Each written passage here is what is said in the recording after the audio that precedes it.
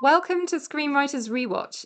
Alex and I have broken the back on our journey through the wizarding world of Harry Potter, and in this episode, Harry reels from the trauma of the Triwizard Cup and faces internal conflict in the Order of the Phoenix. We hope you'll stay with us through this series of our full-length discussions over on our podcast. And Alex, thank you again for joining me. Things are really ramping up in Harry Potter's world. How are you finding it? Oh, as joyful as ever. Just as joyful as ever. No, this one was a bit of a struggle to watch, if I'm honest. This one was the Order of the Phoenix, where we meet a lot of people that we may or may not have met before, and they all seem to know each other, but I don't understand how, and I don't really get who they are or what they're doing or what's going on. Uh, this I find is one of my least favourites, and I think a lot of that's to do with we're back primarily in Hogwarts in this Orwellian tale where truth is only in the eyes of the person who's telling the story, and I find it just so lackluster and unhinged compared to the last two. I would say, the other ones sort of reasonably clear sort of thing, and I think this one's a bit of two different stories. If I'm honest, there's two completely different stories going on, and one is far more interesting than the other. But we spend a good hour and a bit on the really dull part before we sort of get to the more interesting ramping up for the next two films. It's Harry trying to convince the world that Voldemort is back, and the rest of the world telling him he's wrong, until everybody realizes that the media is incorrect and Voldemort is back.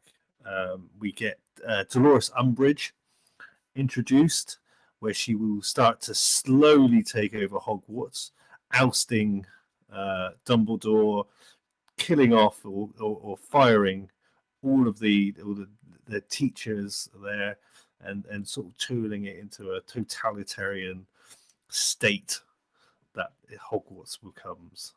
It is dull, boring, dialogue heavy,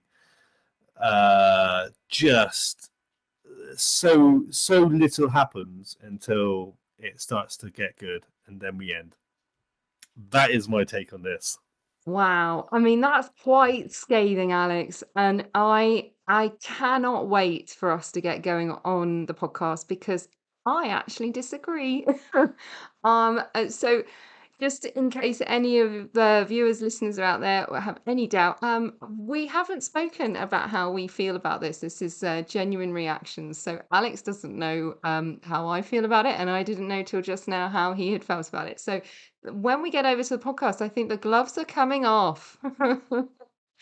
um, but yes, so I do have some interesting sort of observations about the way that Harry Potter's character really unfolds, and I actually quite like Umbridge. Like not like her. No one could actually like her.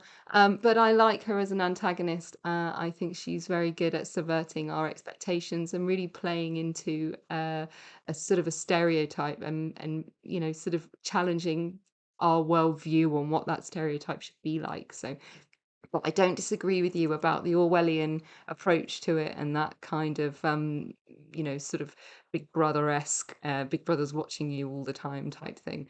That's quite an interesting dynamic to bring in. And I guess you're right, there are quite a few storylines happening here, and one is definitely more interesting than the other.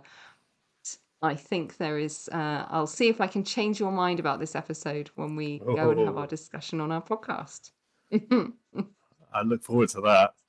Well, so join us over on the podcast. Just search for Script Department wherever you find them. Or you can use the links in the description of this video. Otherwise, we will see you over there.